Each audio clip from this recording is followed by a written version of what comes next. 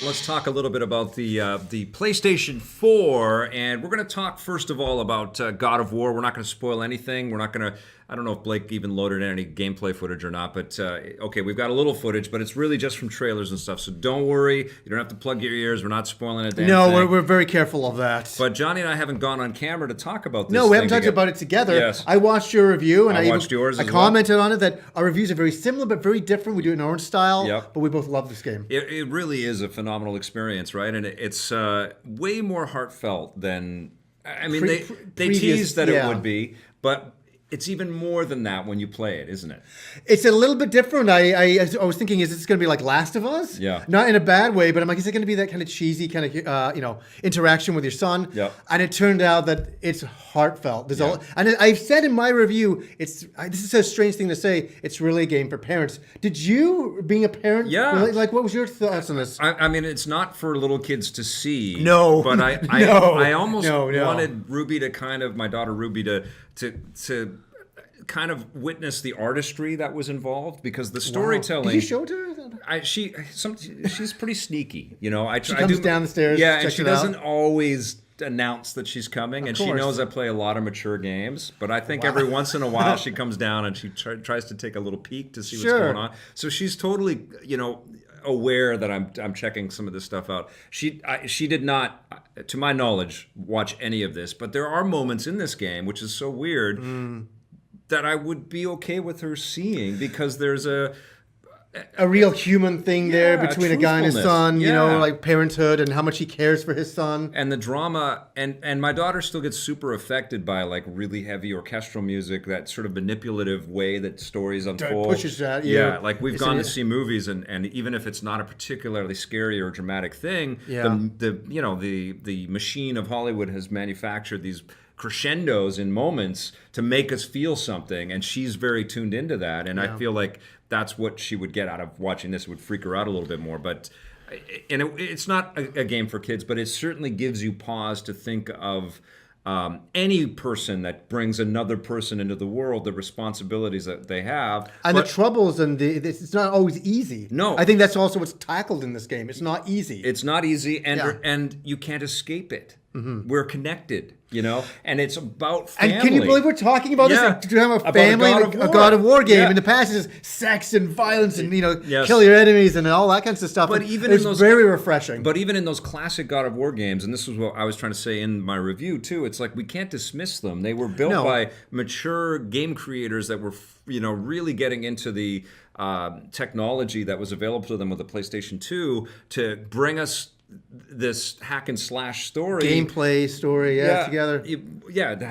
Right. Hack and slash gameplay with really cool story and mythology, A maturity that, while it's not this level, was still really profound and remarkable when it came out, and that's what made those games register. Because if they were just combat experiences.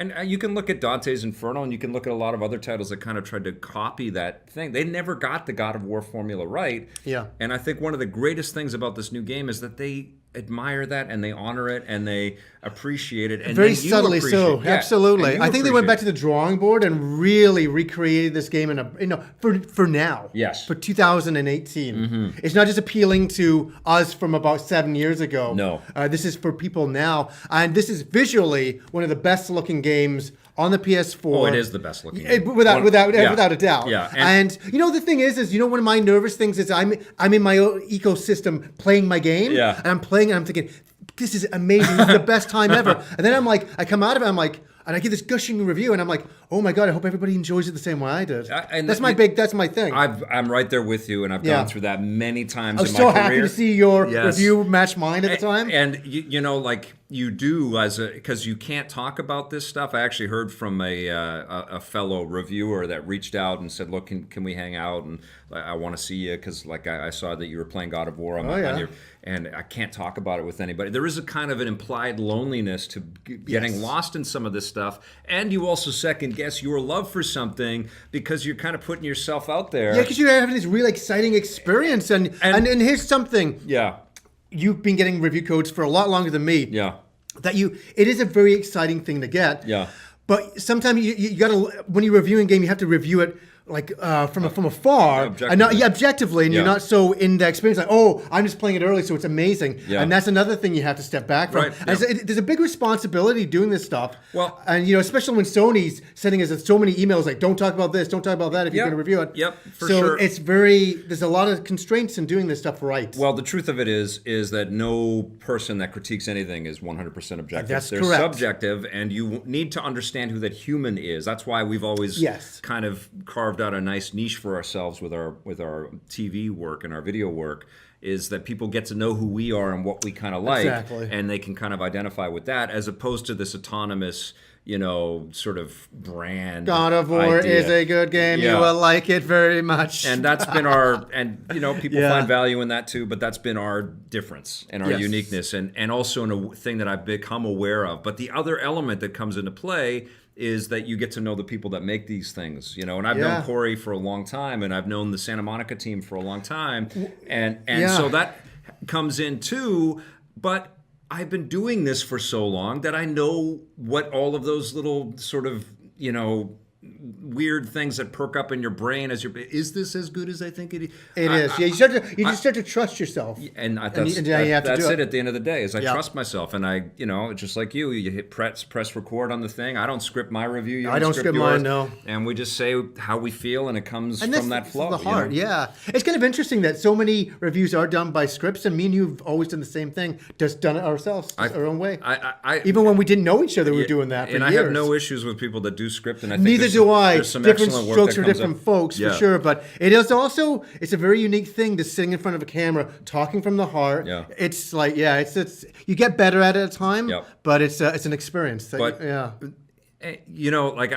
I know exactly what you're talking about, though. That sort of, you're in a vacuum, you come out of the vacuum. Is it as good as I thought it was? Was I just in a vacuum? I might, exactly. But the more you do it, you do come to just sort of trust your thoughts on all of this stuff. 10 minutes into God of War, I was like, oh yeah, this is Game of the Year. I knew, but I got to play a lot more. Well, and that's what I did. I played a lot more. This is going to be a phenomenal year for PlayStation. This is the realization on all of the dreams that they delivered to us in 2016 when they had that night at the theater, and they showed off all of it. Oh, remember that music? Yeah, they didn't even say anything. They just popped up and they said, well, we got this. They didn't say anything. They just showed everything. And it was like, holy crap. I got shivers from that. Yeah, moment. It's going to be amazing. But those games didn't come out last year. Last year was kind of like a dud year for Sony. To begin with, it was not bad, though. They got Horizon. Yeah. But this year is going to be ridiculous. Horizon Zero Dawn, we've got this, and we've got Spider-Man, and we've got the Detroit Become Human. I was writing out my list of all the games that are coming out for the rest of the year, and I was getting excited for sure. But when you play this,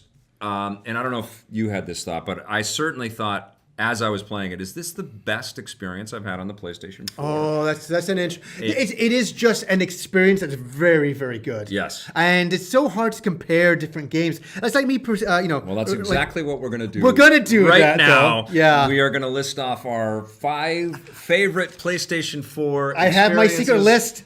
I had to give it to Blake so he could get footage, but Fig doesn't know. Yeah, I don't know what yours are. I think you've got some idea of what mine are, but we're going to talk a little bit about it. Mine's a very weird list, too. And as it should be. Yeah. And I thought this would be fun to kind of talk up, like the PlayStation 4 bang-up system. Sony did an amazing job with this. Absolutely. There were a couple of ground rules that I laid out. One of them is that it's not necessarily exclusives. These are just experiences that we had on the PlayStation 4. Of course, yeah. We played it there, and brought us joy. And the other rule is that they cannot be re-releases. So no Grand Theft Auto 5. Yeah, no, not that. No Shadow of the Colossus. Yeah. No Diablo 3. There's lots of great games. The PlayStation 4 became, and the Xbox One, and the Switch now, all became great receptacles of excellent games that were remodified for these new machines. And I think Shadow of the Colossus is probably at the top. That's a great game. And in terms of a redo, it's amazing. But not allowed Vic, in this list. Start with number 5. Number 5 for me is a VR game, but you can also play it on the flat screen. It's Resident Evil 7, which I played on the PlayStation 4, and it was one of those. It was the big, massive experience game that needed to show off that the VR could handle the full game, could handle the full experience. Now I played it in VR. but it was too much to deal with. Yeah, it was so freaking terrifying that it was like Resident Evil 7 is a fantastic game. It's so great. But it's not in my top 5. Well, but I definitely, when I was thinking about it, I'm like, Resident Evil 7, I'm like, It was so good. I pooped my pants when I played this thing. It was fun. It was really fun. It was so fun to stream it because one of the great things about streaming VR is you can't think about anything except being in VR and being scared out of your mind. And I was so scared, and it was so powerful, such a great game. I loved what Capcom did there. They took a big risk, and Sony did a great thing by kind of bringing them into their family and helping them out probably financially to build it for VR. And, they built something really exquisite. And it was great in 2D, on a 2D screen. It was great in VR. So that's my number 5. What's yours? Bandai Namco. This is an unusual one. That's all right. Dragonball Fighters.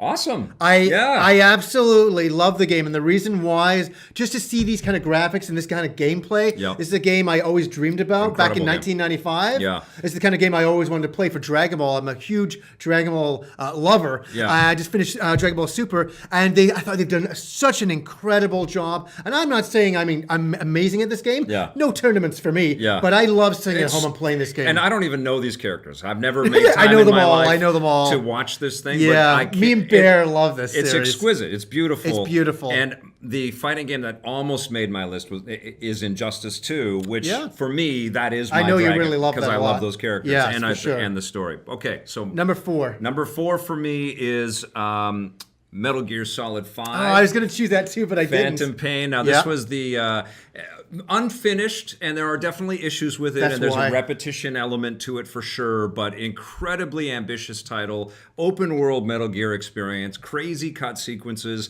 lots of ways that you can do your missions and attack your objectives, and there's this, this kind of dark sense of humor, incredible characters, gorgeous visuals, and as we've come to realize, the send-off for Hideo Kojima, and his team. Yeah, it is. Yeah, I freaking loved this game when I played it. Absolutely phenomenal experience. So, I would have chosen that as well, but the ending felt very unfinished, and it doesn't feel like he got to do it the way he wanted to do it. But I love the game. Yeah, it's really up there for me. And for number 4 for me is a really great game. I didn't love the second game as much. Destiny. Cool. And I didn't like it when it first came out. I kind of enjoyed it. Yeah. But when The Taken King came out, I started playing with my friends, and we really got into it. And I really enjoyed the experience. Those games are amazing. They really are. They're both amazing. And the biggest problem is that people that spend their life in it are doing the same stuff over and over again. Yeah. And I hear their complaints, but neither you nor I can devote that much time to I devoted a lot of time, but when I got to the second game, I played the second game and I thought, oh, this is going to be great. And then I was like, oh, we're doing a lot more of the same. And I wish 2 was a little bit different. I wish it lived up to the name 2. So it was a little bit more. Right. But it was a little bit more the same. Like what kinds of things would you want them to do? More third-person type of exploration? The problem is I think they're confused what they're doing. Right. They say it's not an MMO, but it is an MMO. Yeah. And I wish they kind of would flesh out one world hub. Right. Open world full. My problem is all these little hub worlds connected. And when you come in and you haven't played for a while, you're like, where the hell am I going? Yeah. It is a little bit disconnected. They could almost make it like each sequel is a planet in a way.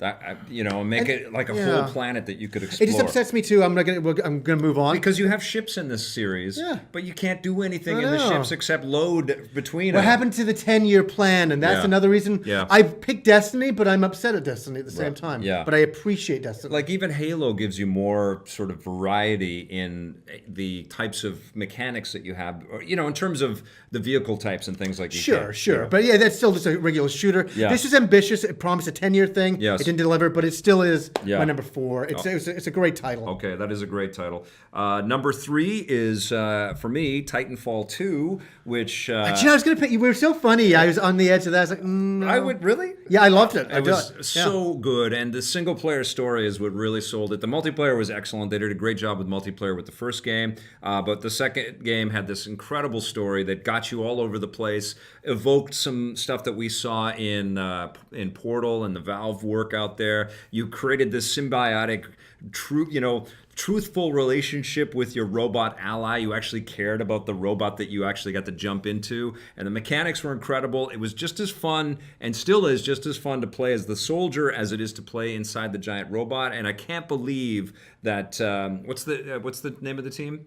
I can't believe the finesse at Respawn, the ability to build, these sort of concurrent ecosystems in terms of gameplay that are so rewarding. It was an incredible game. You summed it up so fantastically. I couldn't even add anything to that. It's so perfectly how you said it. I love the game. I played it at Christmas just as I had done my games of the year, and I was like, this should have been the game of the year. I know. EA dropped the ball with how they released it. It should have been. They should have carved out a month for Titanfall 2. They should. They dropped it right when Battlefield 1 came out. Right? Remember? Right. So anyway, I'm on to number 3. Okay. You're 3. Horizon Zero Dawn. Okay, yep. Absolutely had to give it. We were playing this last year when we were first kind of hanging out. Yeah. We were marveling at the game. Remember we did a Zelda Breath of the Wild versus Horizon Zero Dawn? That's a crazy thing to do. Absolutely. But this, I'm just visually speaking, at that time, one of the best looking games on the system. Still shines absolutely to this day. Yeah. Love the story, love the mix of the sci-fi world and the characters. And the fact that it's open world and it looks like that is insane. Oh, it's a wonderful thing. Because God of War looks better than that, but it ain't open world. No. There's open elements. But this is for them to come right out of the bat doing like Killzone and to come into doing this. Yeah. Wow. Like just doing a brand new franchise.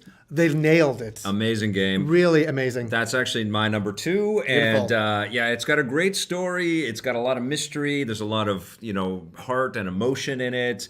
I think that there's some kind of wacky kind of costuming and characters in there. Well, that's part of the world. It's part of it, but it took me out of it as well. Did it really? Yeah, sometimes it looked like characters were like wearing tinfoil and things like that. You talked about that last year. I remember that. Yeah. And like I love the aesthetics of it, but I also felt like the robot creations were cool, but they were. I'm not going to pick it apart. It was surreal, but the reason why I liked Breath of the Wild more is that I just felt more invested in that world. I felt more invested in that world too. And I also, as open as I sound like I'm harping on this game. It's incredible. It's a 10 out of 10 game. But when you play Breath of the Wild and you can climb anything you see. Right. You don't come to the edge of your world per se the same way. Which is such a small thing because most of Horizon Zero Dawn, you can go anywhere you want to go. Absolutely. And the amount of diversity that you see in that environment and the fights that you get into, it was insane. So that's my number 2. And so on to my number 2 would be I was going to say God of War. Oh, yes. God of War is my number 2. Okay. On the machine. All right. We've just reviewed it. Yeah. You know why. Yeah. Phenomenal game. Incredible characters. Incredible gameplay. Fantastic. They knocked it out of the park. And can I tell you, I get a small tear when I saw the developers were liking my tweet of it. And I thought, how did they even see? Oh, they've been watching, They've been watching, They commented on our videos. And, it's nice, and isn't it? It really, and that's one of those things, energy giving energy. Yeah. And you're right. A lot of people think these games are made by robots and they're made by human beings, and they have aspirations for people to love these games. Yes. And that's all they want. That's why I always, I take a step back on all the hate that EA gets for Battlefront, Like the developers did not want to make a game that pissed people off like that. I cheated a bit, I guess, because I picked 5 apart from God of War. Mm-hmm. And so my number 1 is Batman Arkham Knight. And I don't think that's a big surprise for people. You should see all the Batman figures here. It all makes sense. You should see in his studio in the other room all of this stuff. It's insane. I mean, people that know me and have watched the show know how much I love this character, and I love Rocksteady's interpretation of this character. It's honestly the most cinematic and connected Batman entertainment that I think exists out there. I think it supersedes the movies and the animated work. It's so excellent, and I love their Batmobile. I thought their Batmobile was such an amazing design. It was so fun to drive around in there. I love the trippy story. I love the Kevin Conroy and Mark Hamill working together again. I freaking love Batman Arkham Knight, and I love the first 2 games that Rocksteady did as well. So that's my number 1. That makes sense for you. This 25 Batman figures. The first time I met this guy walking, I'm like, geez, got enough Batman figures in here? Like, he loves Batman. So I understand your choice. They keep making cool ones. And they still keep making cool ones. Yeah. My number 1 game on the system right now is Persona 5. Wow, okay. By Atlas, and me and my wife played this game. We absolutely loved it. It's got some dark elements. It's got some high school elements. It's got some great combat. It's so stylish. So stylish. Yeah, I said there was style within style. The only way I could say, I've never seen menu systems that were as nice as what they've created in this game. It's pure art.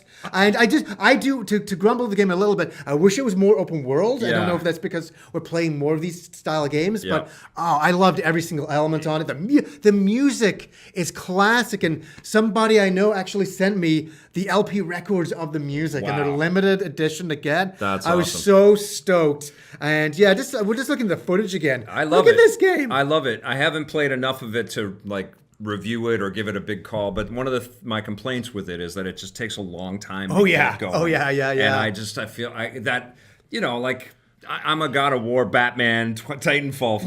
Look at my list. Sense, right? Those games are the ones that really grab my heart. For sure. And I just feel like, as beautiful as this is, it just takes a long time to get going. But that's such a great thing with us is that, for me, I've always been a big JRPG guy, nuts, since 1988. I've always been into these types of games.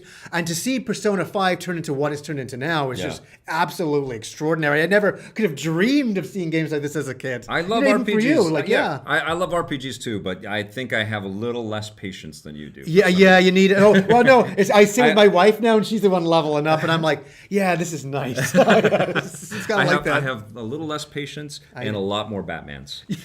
So God of War is your number 2, and I guess I have to kind of slot God of War in on my list now. I think it's my number 2 as well. Yeah, I think it's right behind Batman for me. Yeah, it makes sense. Yeah, for sure. It's up there. It's fantastic, but there's so many great games on PlayStation. You know? It's like a big PlayStation commercial, which is not. Well, but it is about PlayStation we're talking about. Yeah, there's a lot of really good games. I love the PS4 so much. I think we are about to see the level up of PlayStation because Last of Us 2 and all that stuff is coming. Oh my God! But when you play a game like God of War, and it's very reminiscent of the way that the original God of War came out. Towards the end of the PlayStation 2 life cycle, you can see the writing on the wall for the next machines. We were talking about that earlier today. Because this game does not run at 60 frames per second in 4K, and it could on the PlayStation 5. And this is a game where you go, oh my God, you can kind of feel what's next, even though it's as amazing as you can. You're playing it on the Pro on a 4K TV, and it's can we agree that these are probably the best graphics we'll see in the machine? They're pretty pushed up there by now. I can't see how much better games can look with the current technology of the PS4. I expect The Last of Us 2 will look better. That's a good point. Yeah, I expect because Naughty Dog, I think, probably shared a lot of their learnings with Sony Santa Monica. They're so nearby. Oh, they do that for sure. Yeah. And that's why there's a similarity. And one of my issues with Sony software is that there's a lot of kind of fidelity that seems shared across their character designs and their world building and stuff. And what's trippy about God of War is that it looks like it could just be this very gritty, realistic thing, and then all of this furious, crazy fantasy violence starts happening, and these giant monsters. What I equated it to when I was talking with Jeff Kanata is that it's like that 48 frames per second version of The Hobbit. I don't know if you ever saw that. Oh, God, no, I'm not seeing that. It was weird. Yeah. But it was like watching a soap opera. Well, it was like watching the news because it's all like a TV kind of frame rate. But then there's magical effects happening. And it just felt so real once you got used to it. And that's what God of War kind of feels like. I know James Cameron wants to do that. I'm not into that, man. Because there's so much photorealistic kind of looking stuff in this. And then all of a sudden, boom, there's this And another thing I never even mentioned in my review is the amount of color. Yeah. And I don't even think you see it all in here. No. The explosion of colors at times is so amazing in this game. I was like, wow. And I didn't show that footage on purpose because I thought and it's a spoiler. Yeah. And that's why I never showed any of it. Yeah. Well, there you go. There is a nice summation of our favorite PlayStation 4 games. I think we've still got a good couple of years of PlayStation 4 experiences. Let's hope so, yeah. Coming our way. We're going to talk a lot more about it at E3, but that was a great chat. Good choices, Absolutely, my friend. for sure. Okay.